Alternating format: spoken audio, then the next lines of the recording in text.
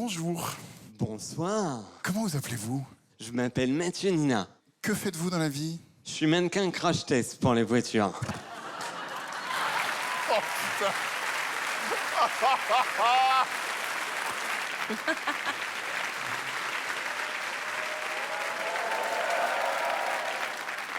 En vrai, je suis super content d'être là devant vous.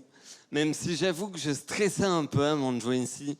Mais Karine Le Marchand m'a vite rassuré, elle m'a dit « T'inquiète, c'est un public de gogol. »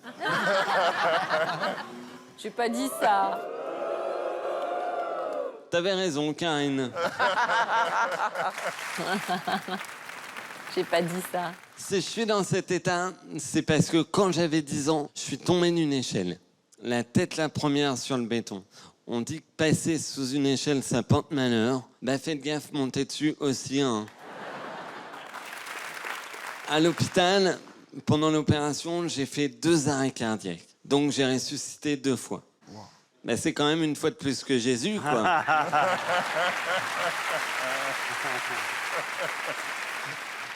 Après ça, j'ai dû réapprendre à parler, à marcher. Ah oui, je sais ce que vous dites. Mais il n'a pas eu un très bon prof, dis donc. Non, mais c'est vrai que j'ai pas une démarche hyper stylée, tu vois. Donc parfois, pour compenser, bah, j'aimerais bien essayer de mettre des fringues de marque ou une montre un peu chère. Mais je peux pas me permettre d'avoir d'objets de valeur. Mais non, parce que moi, on peut me voler un truc et se barrer en marchant.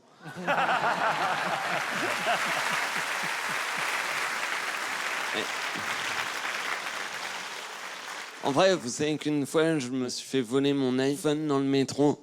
Le voleur est sorti 2 stations plus loin. Mais bon, malgré ça, bah, j'ai quand même de la chance parce que j'ai plutôt confiance en moi. Et ça, vous savez quoi? C'est grâce à mes parents. Ma mère, par exemple, elle me disait toujours « Mathieu, n'oublie jamais que c'est toi le plus beau de l'école. Wow. » Alors que je prenais des cours par correspondance.